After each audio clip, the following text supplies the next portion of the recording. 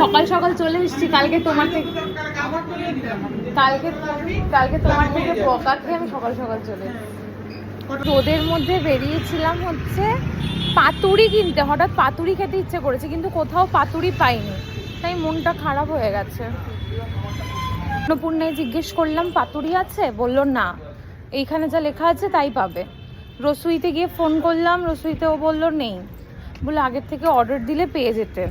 থেকেও বড় কথা, আমার কটার সময় পাতুরি খেতে ইচ্ছে করেছে জানো? এখন কটা বাজে?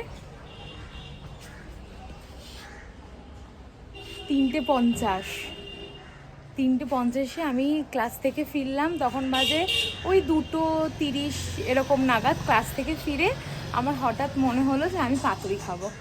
তা মাকে আমি বলে গেলাম যে তারাও দেখি অন্নপূর্ণাতে পাই কিনা। বললো কি আমাদের ভাতই শেষ হয়ে গেছে, তো